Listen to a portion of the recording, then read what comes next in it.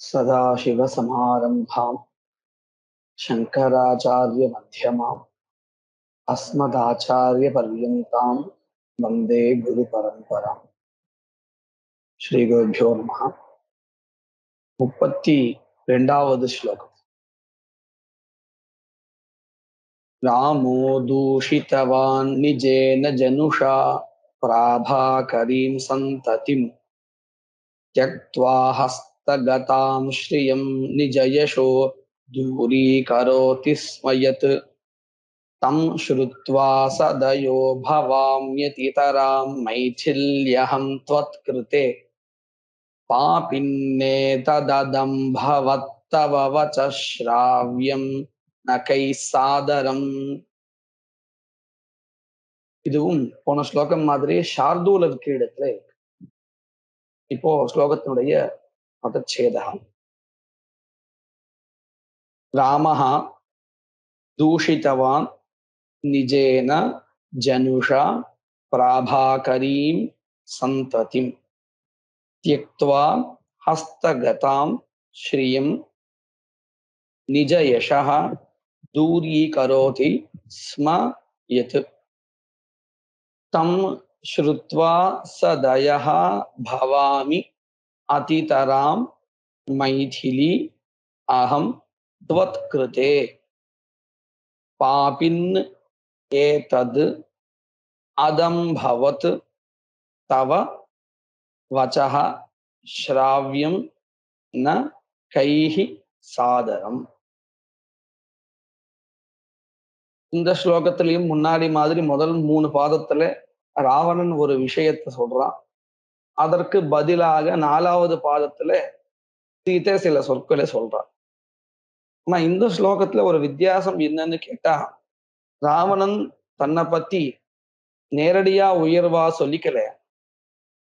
ராமருடைய விஷயத்துல ஒரு தோஷத்தை சொல்லி, இந்த தோஷம் அந்த ராமர் பண்ணிருக்க, அந்த ராமரை நான் மன்னிச்சு விட்டுட்டேன், ஏன்னா நான் அந்த அளவுக்கு தயையுடன் கூடியவன் அப்படின்னு சொல்றான். அப்படி ராமர் மேல என்ன குற்றச்சாட்டு என்ன இருக்கு, எதை இவன் மன்னித்தான் அப்படிங்கிறத நாம பார்க்க போறோம்.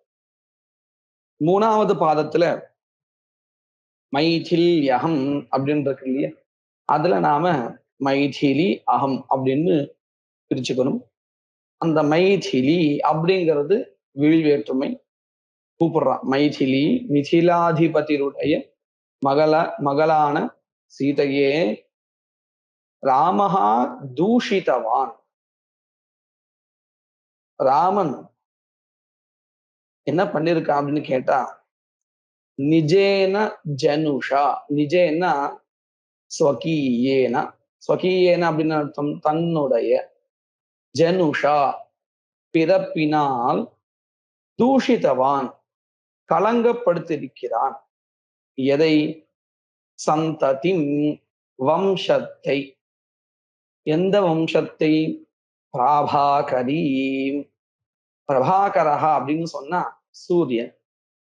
அந்த சூரியனுடைய சம்பந்தப்பட்டது பிராபாகரி. சந்ததிஹீன் வந்திருக்கு இல்லையா, அதற்கு விசேஷணமா இருக்கிறதுனால இதுவும் ஸ்திரீலிங்கத்திலேயே அமைஞ்சிருக்கு, பிராபாகரி. தாம் பிராபாகரி, அதாவது சூரியனுடைய சம்பந்தப்பட்டதான சந்ததிம் வம்சத்தை, பிராபாகரீம் சந்ததிம், சூரிய சம்பந்தப்பட்டதான வம்சத்தை, சூரிய வம்சத்தை அர்த்தம். அந்த வம்சத்தை ஜனுஷா தன்னுடைய பிறப்பினால் தூஷித்தவான் கலங்கப்படுத்திருக்கிறான். யாரு? ராமஹா, ராமன். அதாவது இதற்கு முன்னாடி ரகு, தசரதன் போன்ற, அஜஹா, திலீபன் போன்ற பல அரசர்கள் இந்த சூரிய வம்சத்துல பிறந்து நிறைய புகழ சேர்த்திருக்கிறார்கள் சூரிய வம்சத்திற்கு. ஆனா இந்த ராமன் மாத்திரம்தான் அந்த வம்சத்திற்கு ஒரு கேடு விளைவித்திருக்கிறார், ஒரு கலங்கத்தை ஏற்படுத்தியிருக்கிறார். ஏன் அப்படி? நாம இன்னும் அவரே ரகோத்தமஹா, ரகு சிரேஷ்டஹா இப்படிலாம் சொல்றோம், காகுஸ்தஹா தாசரதின்னு எல்லாரையும் சொல்லும் பொழுது எல்லார காட்டிலும் ரொம்ப பெருமையா ராமரை தான் சொல்லிட்டு இருக்கோம். அந்த வம்சத்துல ரகுவம்சம்னு சொன்னா கூட இப்போ ராகவன் அப்படின்னு தான் ரொம்ப பிரசித்தமே தவிர்த்து ரகு யாருன்னு கூட நமக்கு தெரியாது. ராமரைத்தான் எல்லாருக்கும் தெரியும். அப்படி இருக்கும் பொழுது ஏன் ராவணன் வந்து இப்படி சொல்றான்? இந்த சூரிய வம்சத்துல ஒரு களங்கமாக தன்னுடைய பிறப்பை கொண்டிருக்கிறார் ராமர் அப்படின்னு ஏன் சொல்றான் அப்படின்னு கேட்டா, அடுத்த பாதத்துல அவன் இந்த விஷயத்த சொல்றதுக்குண்டான காரணத்தை சொல்றான். ராமன் ஏன் சூரிய வம்சத்துக்கு ஒரு களங்கத்தை ஏற்படுத்தி இருக்கிறான், ஒரு இழிவாக இருக்கிறான், தன்னுடைய பிறப்பினால் அந்த வம்சத்திற்கு ஒரு கேடு விளைவித்திருக்கிறான் அப்படிங்கிறதுக்கு ஏன் அப்படின்னு காரணம் சொல்றான். त्यक्त्वा हस्तगतां श्रियं निज यशो दूरीकरोति स्म यत्. என்ன பண்ணிருக்கான்? கையில கிடைச்சதான இந்த ராஜ்ய லட்சுமி இருக்கு இல்லையா, ராமருக்கு பட்டாபிஷேகம் பண்ணணும் அப்படின்னு தசரதர் முடிவு பண்ணி ராமர் கையில இந்த ராஜ்யத்தை ஒப்படைக்கிறதுக்காக தயாரா இருக்கார். அந்த சமயத்துல இந்த ராமர் என்ன பண்றார் அப்படின்னு சொன்னா, ஹஸ்தகதாம் கையில் தானாக வந்ததான இந்த ஸ்ரீயம் ராஜ்ய லக்ஷ்மியை தியக்த்வா விட்டு விட்டு என்ன விட்டு விட்டு என்ன பண்ணினார்? அப்படி ராஜ்யத்தை விட்டதுனால என்ன ஆயிடுத்து அப்படின்னு கேட்டா, நிஜ யசோ தூரி கரோதி ஸ்ம. நிஜ யசஹா ஸ்வகீய புகழ், ஸ்வகீய யசஹா தன்னுடைய அந்த புகழ் இருக்கே அதை தூரி கரோதி ஸ்ம தன்னை விட்டு தூரமா போக்கிட்டாராம். அப்படின்னா என்ன அர்த்தம்? புகழ விட்டுட்டார். ஏன் அப்படின்னு கேட்டா, ராவணன் மனசுல என்ன நினைக்கிறான்? இந்த ராஜ்யத்தை வேண்டான்னு சொன்னார் இல்லையா, அதுக்கு என்ன காரணம்னு கேட்டா, பரதன் நம்ம வந்து அடிச்சுடுவானோ, தசரதரை நம்மள ஏதாவது பண்ணிடுவாரோ அப்படிங்கிற ஒரு பயத்தினாலதான் அவர் ராஜ்யலட்சுமியை விட்டார். அயோத்தி எனக்கு வேண்டாம், ராஜ்யம் எனக்கு வேண்டாம் அப்படின்னு ஒரு பயத்தின் பெயரால் தான் அவர் விட்டார். நாம அதுக்கு சொல்ற காரணம் வேறு. ஆனா ராவணன் எப்படி சொல்றான்? ஒரு க்ஷத்ரியனா இருந்துண்டு இப்படி தனக்கு கையில கிடைச்சதான ஒரு ராஜ்யத்தை பயந்து விட்டுட்டான் இல்லையா, இந்த பரதனோ அல்லது தசரதனோ எதையாவது பண்ணிடுவான் நம்மள அப்படின்னு. இந்த இந்த அளவிற்கு அவன் ஒரு கோழை ராம். இது க்ஷத்ரிய வம்சத்துக்கு ஒரு இழுக்கு தானே, ஒரு அவமானம் தானே. அத மனசுல வச்சுட்டுதான் அந்த ராவணன் என்ன சொல்றான், இப்படி விட்டதுனால தன்னுடைய புகழை தொலைத்திருக்கிறார். அந்த இடத்துல அவருடைய புகழ் சொன்னாலும் அது க்ஷத்ரிய வம்சத்தையே பாதிக்கிறது இல்லையா.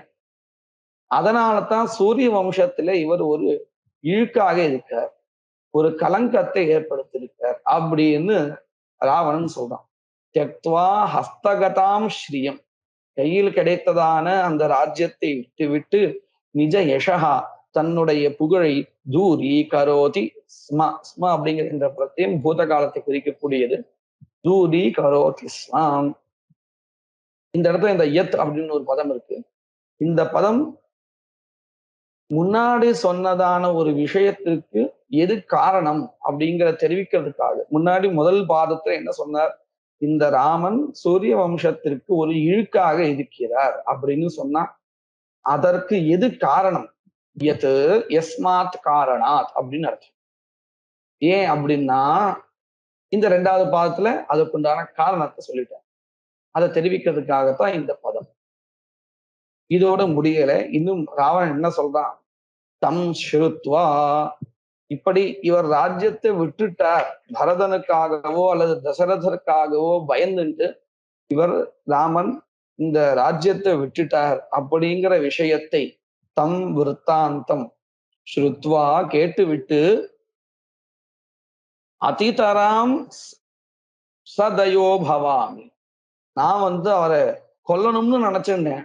ராமனை இப்படி க்ஷத்ரிய வம்சத்திற்கே ஒரு சூரிய வம்சத்திற்கே ஒரு களங்கமா இருக்கானே இந்த ராமன், நான் அவனை கொல்லணும்னு நினைச்சிருந்தேன்.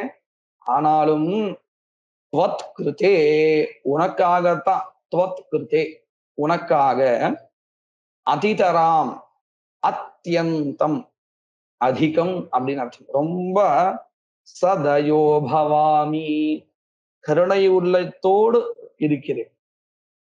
நான் இந்த ராஜ்யத்தை விட்டுட்டா இப்படி க்ஷத்ரிய வம்சத்துக்கு ஒரு இழுக்காக இருக்கா அப்படிங்கிறத கேட்ட பிறகு அந்த ராமனை நான் வந்து கொல்லணும்னு நினைச்சிருந்தேன்.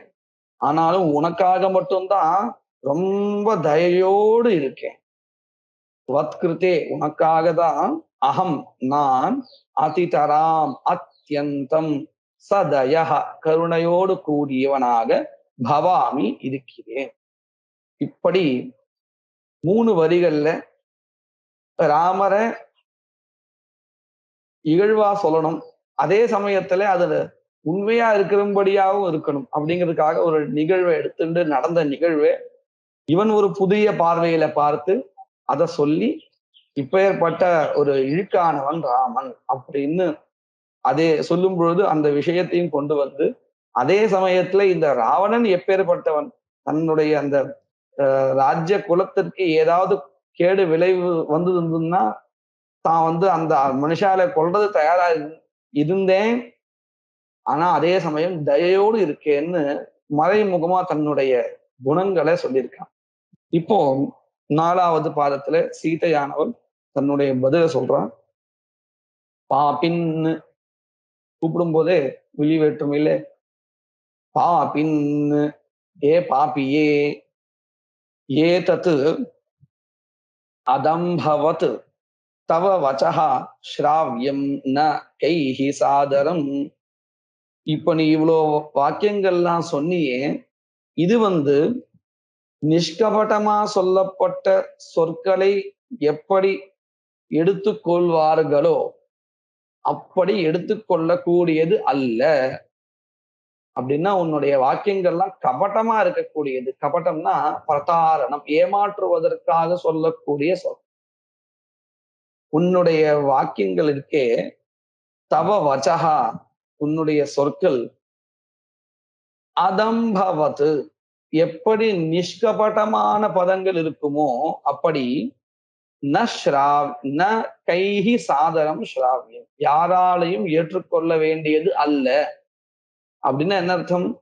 அத நிஷ்கபட்டமான சொற்கள் எப்படி ஏற்றுக்கொள்ளப்பட வேண்டியதோ அது போல உன்னுடைய வச்சனங்கள் இல்லை. அப்படின்னா உன்னுடைய வச்சனங்கள் எல்லாமே கபடத்தோடு கூடியதா இருக்கு, ஏமாத்துவதற்காக சொல்லப்பட்ட சொற்களாக இருக்கின்றன. பாப்பின்னு பாப்பியே ஏ தத்து நீ இப்பொழுது சொன்னதான தவ உன்னுடைய வச்சகா சொற்கள் அதம்பவத் நிஷ்கபட்டவத் கபடம் இல்லாததை போல சொற்களை போல ந கைஹி சாதரம் யாராலையும் ஆதரவோடு ந ஸ்ராவியம் ஏற்றுக்கொள்ளக்கூடியது அல்ல. இது வந்து மேலோட்டமான அர்த்தம். சீதை சொன்ன பதில்ல நமக்கு கிடைக்கக்கூடியதான மேலோட்டமான அர்த்தம். இதனுடைய கூடார்த்தம் உள்ள அர்த்தம் என்னன்னு கேட்டா அதம்பவத் அப்படின்னு பதம் இருக்கு இல்லையா, இதை நம்ம அத அப்படின்னு முதல்ல பிரிச்சுக்கணும். அடுத்தது பவத் அப்படின்னு பிரிச்சுக்கணும். அத அப்படிங்கிற பதத்துக்கு என்ன அர்த்தம்? நாஸ்தி தகாரஹா யஸ்மின் அப்படின்னு பிரிச்சுண்டு தகாரம் இல்லாத அத. அடுத்தது பவத் பகாரத்தை கொண்டதாக அப்படின்னு ரெண்டுத்துக்கும் அர்த்தம். முதல் பதத்துக்கு தகாரம் இல்லாத, இரண்டாவதுக்கு பவத் அப்படிங்கிற பதத்துக்கு பகாரத்தை கொண்டதாக. அதாவது தகாரத்தினுடைய ஸ்தானத்துல பகாரத்தை சேர்த்து சொல்லணும். ராவணன் இப்போ தன்னை இந்த ராமரை இகழ்வதற்காக என்னென்ன சொற்கள் எல்லாம் சொன்னானோ, தன்னை உயர்வா சொல்றதுக்காக என்னென்ன சொற்கள் எல்லாம் சொன்னானோ, அந்த ரெண்டுத்துலயும் எங்கெல்லாம் தகாரம் வருதோ அந்த த என்கின்ற எழுத்தை எடுத்து அந்த இடத்துல ப என்கின்ற எழுத்தை சேர்க்கணும். பிரதிதத்தாட்சம். அப்படி எடுத்தா தகாரத்தை எடுத்து பகாரத்தை சேர்த்தா எப்படி பதங்கள் கிடைக்கும் அப்படின்னு பார்த்தா, ராமோ தூஷிதவான் அப்படின்னு சொன்னான். இப்போ அந்த தகாரத்துல தூஷித்தவான் அப்படிங்கிறது தகாரத்தை எடுத்துட்டா பூஷித்தவான்னு பதம் கிடைக்கும். ராமோ பூஷிதவான் நிஜேன ஜனுஷா பிராபாகரீம் சந்ததிம் தியக்த்வா ஹஸ்தகதாம் ஸ்ரீயம் நிஜயசோ தூரி கரோதி ஸ்ம அப்படின்னு சொன்னா அந்த இடத்துல தகாரத்தை எடுத்துட்டா பகாரம் வச்சா பூரி கரோதி ஸ்மயத் அப்படின்னு கிடைக்கும். தம் ஸ்ருத்வா சதயோ பவாம்யஹம் அப்படின்னு சொன்னார் ராவணன். இந்த இடத்துல தகாரத்தை எடுத்துட்டு சதயகாங்கிற பதத்துல தகாரத்தை எடுத்துட்டு பகாரத்தை சேர்த்தா சபயோ பவாம்ய திதராம் மைதில்யம் துவத் கிருத்தே இப்படின்னு கிடைக்கும். இதுல நம்ம என்னென்ன பதங்கள்லாம் மாத்தினோம் அப்படின்னு பார்த்தா தூஷிதவான் அப்படிங்கிற இடத்துல பூஷிதவான்னு மாத்திட்டோம். தூரி கரோதிங்கிற இடத்துல பூரி கரோத்தின்னு மாத்திட்டோம். சதயோ பவாமி அப்படிங்கிறதுல சபயோ பவாமி அப்படின்னு மாத்திட்டோம். இப்படி மாத்தினதுக்கு அப்புறம் வரக்கூடிய அர்த்தங்கள் என்ன அப்படின்னு பார்த்தா ராமோ பூஷிதவான் நிஜேன ஜனுஷா பிராபாகரீம் சந்ததி அப்படின்னு கிடைக்கும். இந்த ராமன் என்ன பண்ணிருக்கான்னு கேட்டா சூரிய வம்சத்தினுடைய புகழுக்கு ஒரு அலங்காரமா இருந்திருக்கிறான். ராமஹா பூஷிதவான் பிராபாகரீம் சந்ததிம் இந்த சூரிய வம்சத்தை பூஷிதவான் அழகுபடுத்திருக்கிறான், மெருகேற்றிருக்கிறான். அப்படின்னா என்ன அர்த்தம்? இதற்கு முன்னாடி பிறந்த மற்ற அரசர்கள் எல்லாருமே நல்ல ஒரு புகழை தேடி கொடுத்திருக்கிறார்கள் இந்த வம்சத்திற்கு. அதுலயும் ஒரு அழகான ஒரு மண்டலம்னு சொல்லுவா, அழகுபடுத்துறது அல்லது அழகுபடுத்தக்கூடிய இந்த ஜுவல்ஸ் இருக்கு இல்லையா, அது அலங்கார பொருள். அத போல ராமன் இருந்திருக்கிறான் இந்த சூரிய வம்சத்திற்கு. ராமஹா பூஷிதவான், முன்னாடி தூஷிதவான்னு சொல்லும் பொழுது என்ன அர்த்தம் கிடைச்சதோ அதுக்கு நேர்மறையான இப்பொழுது வேற ஒரு அர்த்தம் கிடைக்கிறது. ஒரு பதம் ஆயிடுச்சு. அடுத்தது ராமஹா நிஜ யசோ பூரி கரோதி. முன்னாடி ராவணன் என்ன சொன்னா, ஹஸ்தகதாம் ஸ்ரீயம் தியக்த்வா ஸ்வகீய யசா தூரி கரோதி ஸ்மன்னு சொன்னான். கையில கிடைச்சதான அந்த ராஜ்யத்தை விட்டுட்டு தன்னுடைய புகழ தூர போகும்படி, புகழ் தன்னிடம் இருந்து விலகும்படி செஞ்ச அப்படின்னு சொன்னான். ஆனா இப்போ என்ன ஆயிடுச்சுன்னா பூரி கரோதி, அதாவது இந்த ராமருக்கு ஏற்கனவே நிறைய புகழ் உண்டு. அதனாலதானே நம்ம ராமோ விக்கிரகவான் தர்மஹா அப்படின்னு சொல்றோம். அவருக்கு ஏற்கனவே ஒரு புகழ் உண்டு. ஆனா இந்த ஹஸ்தகதாம் ஸ்ரீயம் தியக்த்வா, இவரா போகல, தானா கிடைச்சது, தன் கையில வந்து உட்கார்ந்து இருக்கு ராஜ்யம், அதை வேண்டான்னு விட்டுட்டார். இது எவ்வளவு ஒரு பெருமை. ஏன்னா அவ இந்த ராஜ்யத்தை அடையணும்னு பார்க்கும் பொழுது தாங்கிட்ட வந்ததான ஒரு ராஜ்யத்தை பித்ருவாக்கிய பரிபாலனம் பண்ணணும்னு ஒரு நல்ல ஒரு தர்மத்திற்காக தன் கையில கிடைச்சதான சமமே படாத ஹஸ்தகதாம் ஸ்ரீயம், கையில கிடைச்சதான ராஜ்யத்தை விட்டுட்டார். இது யாரு பண்ணுவா? அதனால என்ன ஆயிடுத்துன்னு கேட்டா ஏற்கனவே இருந்ததான புகழோடு இப்போ இவருடைய புகழ் மறுபடியும் அதிகமா ஆயிடுத்து. பூரி கிருத்தவான், பூரின்னு சொன்னா இந்த இடத்துல அதிகப்படுத்திருக்கிறார். ஏற்கனவே அவருக்கு புகழ் உண்டு. ஆனா இப்போ கையில் கிடைச்சதான இந்த ராஜ்யத்தை விட்டதுனால இன்னும் அவருடைய புகழ் மேலோங்கி அதிகமாக ஆயிண்டே இருக்கு. பூரி கரோதி ஸ்ம. இதனால என்ன ஆயிடுத்தான், தம் ஸ்ருத்வா சபயோ பவாமி அதிதராம். தம் ஸ்ருத்வா சொன்னா இந்த இடத்துல என்ன, முதல்ல ராவணன் சொல்லும் பொழுது இந்த ராஜ்யத்தை விட்டதுனால, பயந்து ராஜ்யத்தை விட்டதுனால அவர் மேல நான் ரொம்ப கோபத்தோடு இருந்தேன், கொல்லணும்னு நினைச்சிருந்தேன் அப்படின்னு சொன்னான் இல்லையா. இப்போ அந்த தம் ஸ்ருத்வாங்கிறதுக்கு, அந்த தம் அப்படிங்கிறதுக்கு நம்ம எதை பராமர்சம் பண்ணிக்கணும், எதை எடுத்துக்கணும்னு கேட்டா, கையில கிடைச்சதான ஒரு ராஜ்யத்தை பித்ருவாக்கிய பரிபாலனம் பண்ணணுங்கிற ஒரு தர்மத்தினுடைய அடிப்படையில இந்த ராமன் ராஜ்யத்தை விட்டுட்டாரே, இப்பேற்பட்ட ஒரு பயங்கரமான ஒரு விஷயத்தை கேட்டு விட்டு சபயோ பவாமி, பயத்தோடு இருக்கேன் நான், இப்பேற்பட்ட ஒரு பராக்கிரமி. ஏன்னா பராக்கிரமங்கிறது வெறும் சரீரத்துக்கு மாத்திரம் சம்பந்தப்பட்டது இல்லை, இந்த மனதளவுல பண்ணக்கூடிய சங்கல்பம் இருக்கேன்.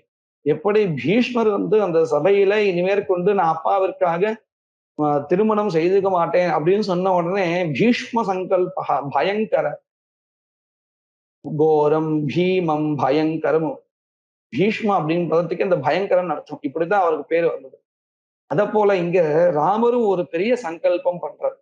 பயங்கரமான ஒரு சங்கல்பம். பீஷ்மா எப்படி ஒரு சங்கல்பம் பண்றார், இந்த ராஜ்யம் எனக்கு வேண்டாம், நான் 14 வருஷம் காட்டுக்கு போறேன்னு. இப்பேற்பட்ட மனதுல ஒரு வைராக்கியத்தோடு கூடிய ஒரு மனுஷன் நம்மளை என்ன பாடுபடுத்த போறான், அவருடைய மனைவி நம்ம கடத்திட்டு வந்துட்டோம், சும்மா விட்டுட்டு போறானா? மனதளவிலும் அவர் ரொம்ப திருடமானவர் ஆச்சே. அப்படின்னு இதெல்லாம் நினைச்சுண்டு தம் ஸ்ருத்வா, இந்த நிகழ்ச்சி எல்லாம் நினைச்சுண்டு கேட்டு விட்டு சபயோ பவாமி, பயத்தோடு கூடியவனாக நான் இருக்கேன். இப்படி ராவணன் சொன்ன சொற்களையே மாத்தி சீதை அவனுடைய உண்மையான நிலையை விளக்கும்படி ரொம்ப அழகா ஸ்லோகத்தை அமைச்சு கொடுத்திருக்கா. அடுத்தது 33வது ஸ்லோகம். சம்பிராப்தே மம ராகவேன சமரே சீதே ஹரீனாம் சமு ருச்சைஷோக பயான்விதா விகல சத்கீர்த்திஷ்ச சத்யோ பவேத் ஸ்யாதேஷா து விகஸ்வராஸ்ய நிகில ஸ்திரீ சந்ததிர் மத்புரி ரே பாபின் கலயேன சங்கதமிதம் சர்வம் த்வதுக்தம் வசஹ. இந்த ஸ்லோகமும் முன்னாடி ஸ்லோகம் போல சார்தூல விக்கிடத்துல இருக்கு. இந்த ஸ்லோகத்தினுடைய பதச்சேதா சம்பிராப்தே மம ராகவேன சமரே சீதே ஹரீனாம் சமூஹு ருச்சைஹி உச்சைஹி. நாம இதை சேர்த்து படிக்கும் போது சமூருச்சைஹின்னு படிக்கணும், சமூஹு உச்சைஹின்னு பிரிச்சு படிக்கணும். உச்சைஹி சோக பயான்விதா விகல சத்கீர்த்திஷ்ச விகல சத்கீர்த்திஹி ச சத்யஹ பவேத் ஸ்யாத் ஏஷா து விகஸ்வர, சேர்த்து சொல்லணும், இது விகஸ்வராஸ்ய நிகில ஸ்திரீ சந்ததிஹி மத்புரி ரே பாபின் கலயே ந சங்கதம் இதம் சர்வம் த்வதுக்தம் வசஹா. இந்த ஸ்லோகத்திலையும் முதல் 3 பாதங்கள்ல ராமன் தன்னை பத்தி விஷயங்களையும், 4வது பாதத்துல சீதை அதற்கு பதிலும் கொடுக்கிறதா அமைஞ்சிருக்கு. சீதே, ஹே சீதே, சீதையே, மம ராகவேன சமரே சம்பிராப்தே, மம எனக்கும், எனக்கு ராகவேன, ராகவேன சஹா, இந்த சஹங்கிற பதம் இல்லைன்னாலும் அந்த அர்த்தத்தை தான் இங்க எடுத்துக்கணும். ராகவனோடு சேர்ந்து, ராமரோடு சேர்ந்து, சமரே சம்பிராப்தே யுத்தமானது ஏற்படுகையில், எனக்கு ராமரோடு சேர்ந்து யுத்தமானது ஏற்படுகையில், சதி சப்தமி பிரயோகம் என்ன நடக்கும்? ஹரீனாம் சமூஹு, ஹரிஹின்னா இந்த இடத்துல குரங்குன்னு அர்த்தம். ஹரீனாம் குரங்குகளுடைய, சமூஹு கூட்டமானது. இப்போ ராமருக்கு சேனை யாரு அப்படின்னு கேட்டா இந்த குரங்குகளுடைய சேனை தானே. அந்த சமூஹு, சமூஹுன்னா சேனைன்னு அர்த்தம். எப்பேற்பட்ட சேனை? குரங்குகளுடைய சேனை. இந்த சேனையானது ராமரோடு எனக்கு சண்டை, அந்த யுத்தமானது ஆரம்பிக்கும் பொழுது என்ன, இந்த கூட்டம் என்ன பண்ணும் அப்படின்னு கேட்டா, உச்சைஹி சோக பயான்விதா, உச்சைஹின்னு சொன்னா அதிகமாக, சோக பய அன்விதா, சோகம்னா தெரியும் துக்கம், பயம்னா பீதி, இந்த ரெண்டோடு சேர்ந்ததாக அந்த கூட்டம் இருக்குமா அப்படின்னா என்ன அர்த்தம்? இந்த ராவணன் ரொம்ப பராக்கிரமி, நிறைய சேனையும் வேற இருக்கு. அவன் அந்த போர் புரிகின்ற விதத்தை பார்த்து நமக்கும் பயம், அதாவது மரணம் வந்துடுமோ அப்படிங்கிற ஒரு சோகமும் பயமும் வந்துடுறதுதான். யாருக்கு? இந்த ஹரீனாம் சமூஹு, இந்த குரங்கு கூட்டத்துக்கு அப்படி ஒரு பயம் வந்துடுறதா. அந்த அளவுக்கு ராவணன் பராக்கிரமத்தோடு சண்டை போடுவான். அந்த சண்டை போடுறத பார்த்து இந்த குரங்கு கூட்டத்துக்கு ராமருடைய சேனைக்கு பயம் வந்துடும், துர்க்கம் வந்துடும். ஹரீனாம் சமூஹு உச்சைஹி, அதுவும் சாதாரணமான துக்கமோ சாதாரணமான பயமோ இல்ல, ரொம்ப அதிகமான உச்சைஹி சோக பயான்விதா. இந்த பயான்விதா அப்படிங்கிறது சமூஹு அப்படிங்கிறதுக்கு விசேஷனம். அதாவது இந்த குரங்குகளுடைய கூட்டமானது சோகத்துடனும் பயத்துடனும் சேர்ந்ததாக இருக்கும். அது மட்டும் இல்லை, விகல சத்கீர்த்திஷ்ட சத்யோ பவேத். விகல அப்படின்னா சென்றதான, நாசமடைந்த, சத்கீர்த்திஷ்ட புகழை உடையதாகவும் இந்த குரங்குகளுடைய கூட்டமானது இருக்கும். அதாவது இந்த ராவணனுடைய போர் புரிகின்ற அந்த விதத்தை பார்த்து பயமும் துக்கமும் வந்துருச்சுன்னா அடுத்தது என்ன பண்ணணும்? இந்த குரங்கு கூட்டம் என்ன பண்ணும்? பயந்து ஓடிடும். பலாயத்தை, திரும்ப ஓடிடும். அப்படி ஓடிடுச்சுன்னா அந்த கூட்டத்துக்கு என்ன புகழா வரும்? இகழ்வு தானே வரும். இப்படி சண்டை போடாத எல்லா குரங்குகளும் குரங்கு சேனைகளும் ஓடி வந்துருச்சு அப்படின்னு தானே ஒரு பேர் கிடைக்கும். அப்போ அந்த குரங்கு கூட்டத்துக்கு என்ன கிடைக்கும்? விகல சத்கீர்த்திஷ்ட, அதாவது சென்றதான கீர்த்தி, நாசமடைந்த புகழ். இப்படி போர் புரியாமல் ஓடி வந்து விட்டார்கள் அப்படிங்கிறதான ஒரு பெயர் கிடைக்கும். அதுவும் எப்படி? சத்யஹா ஏவ பவேத், உடனே கிடைச்சிடும். அப்படின்னா ரொம்ப நேரம் ராவணனோட போர் புரியவே வேண்டாம், ஆரம்பத்திலேயே இந்த ராவணனை பார்த்து எல்லாரும் பயந்து ஓடிடுவார் அப்படின்னு ராவணன் சொல்றான்.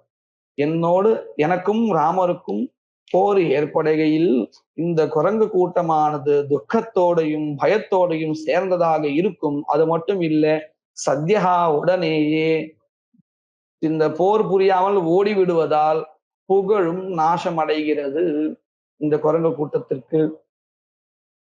அது மட்டும் இல்லை, இது எதிர்த்தரப்புல இருக்கக்கூடியதான அந்த சேனை எந்த நிலையை அடையும்னு சொன்னார். தன் பக்கத்துல இருக்கக்கூடிய சேனையோ தன் நாட்டு மக்களோ எப்படி இருப்பார்கள் அத சொல்றார் ராவணன். சியாத் ஏஷா து ஏஷா அப்படின்னா இந்த லங்கை. சீதையிட்ட காமிச்சு சொல்றார், இந்த லங்கையானது விகஸ்வராஸ்ய நிகில ஸ்திரீ சந்ததிஹி மத்புரி. மத்புரி, இந்த லங்கை என்கின்ற இந்த புரியானது எப்படி இருக்கும்னு கேட்டா, விக விகஸ்வர அப்படின்னு அர்த்தம், மலர்கின்ற சத்தத்தை உடைய, முகமெல்லாம் மலர்ந்து இருக்குமா. யாருக்குன்னா இங்க இருக்கக்கூடிய ஸ்திரீகளுக்கு, லங்கையில் இருக்கக்கூடிய ஸ்திரீகளுக்கு விகஸ்வராஸ்ய, விகஸ் அப்படின்னா விகஹான்னு சொன்னா விகசத்தின்னு அர்த்தம், அந்த தாத்துல இருந்து எடுத்திருக்கணும். மலர்கின்ற, ஸ்வர அப்படின்னா அந்த சத்தம் இருக்கே. இந்த லங்கையில் இருக்கக்கூடியதான சேனைகள், அந்த சேனைகள் போர் புரிந்து வெற்றியை அடைந்திருக்கிறார்கள் அப்படிங்கிற ஒரு சத்தம் அந்தந்த சேனையில இருக்கக்கூடியதான வீரர்களுடைய மனைவிகளுக்கு எட்டும் தானே. அப்படி காதுல விழுந்த உடனே இவங்களுடைய முகமெல்லாம் என்ன ஆயிடுமா, அப்படியே மலர்ந்து போயிடுமா. ஸ்திரீகளுடைய இந்த முகம், தன்னுடைய கணவன் போரில் வெற்றி பெற்றிருக்கிறான், நிறைய பரிசும் பொருளும் கிடைக்க போறது. அதனால விகஸ்வராஸ்ய, விகசதி மலர்கிறது. இதனால ஸ்வரத்தினால, ஸ்வரன சத்தத்தினால, எந்த சத்தத்தினால? ஜெயகோஷத்தினால. அதனால என்ன அடுத்து? இந்த முகம், ஆசியம்னா முகம், முகமானது இப்படி மலர்ந்ததாக இருக்கிறது. யாருக்கு? நிகில ஸ்திரீ சந்ததி. யாரோ ஒரு பெண்ணுக்கு இல்லை, இந்த போரில பங்கு கொண்டதான அத்தனை வீரர்களுடைய மனைவிமார்களுக்கும் நிகில ஸ்திரீ சந்ததிஹி மத்புரி, இப்பேற்பட்ட பெண்களை கொண்டதாக என்னுடைய இந்த இலங்கை நகரமானது இருக்க போகிறது. அப்படின்னா சண்டை நடந்ததுன்னு சொன்னா ராமருக்கும் ராவணனுக்கும், ராவணனுடைய அந்த பராக்கிரமத்தினால எதிர்த்தரப்புல சோகமும் பயமும் தான் மிஞ்சும், தவிர புகழ் நாசம் அடைஞ்சிடும். ஆனா என் பக்கத்திலோ வெற்றி உண்டாகும். அந்த வெற்றியினால என் நாட்டு மக்களும் மக்களுடைய இந்த மனைவிமார்களும் ரொம்பவும் சந்தோஷத்தோடு இருக்க போகிறார்கள்.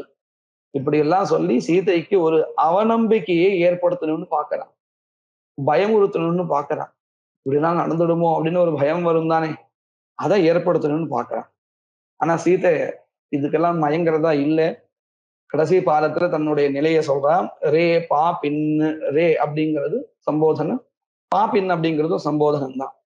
ரே பாப்பின்னே, நீச்சனே, பாப்பியே, ந சங்கதம் இதம் கலயே, சர்வம் துவதுக்தம் வச்சகா.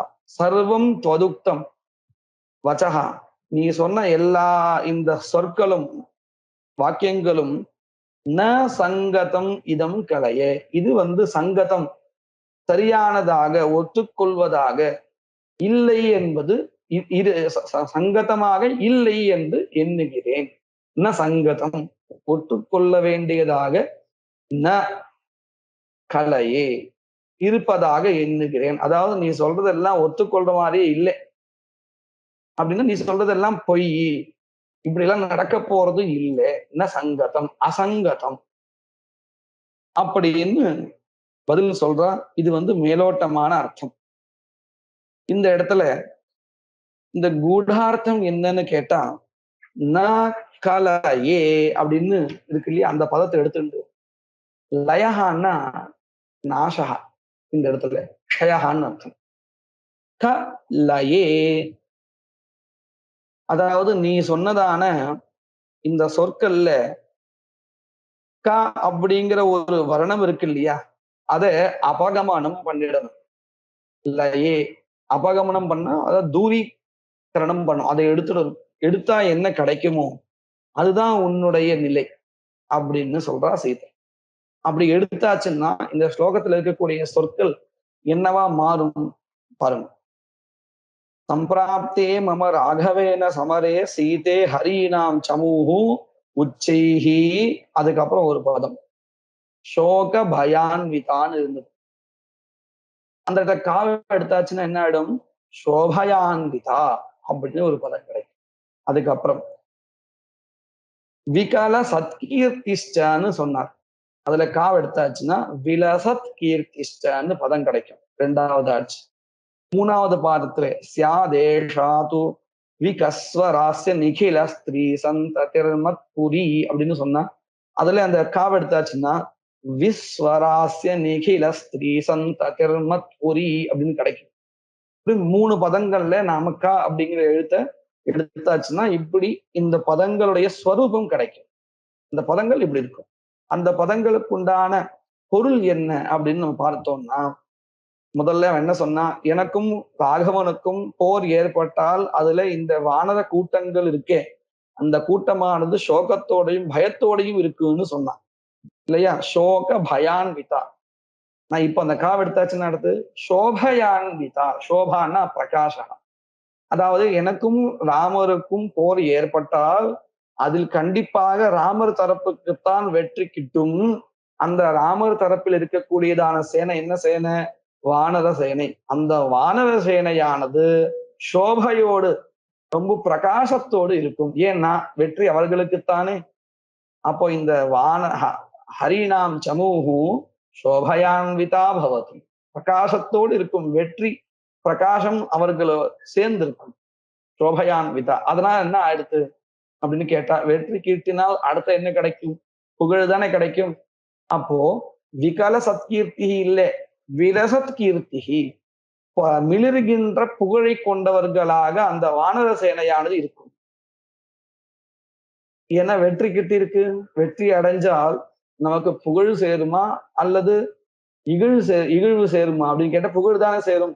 அதனால இந்த வானர சேனையானது புகழை அடைகிறது, பரந்த விரிந்துதான புகழை அடைகிறது. விலசத் கீர்த்திஷ்ச பவதி அப்படின்னு சொன்னார்.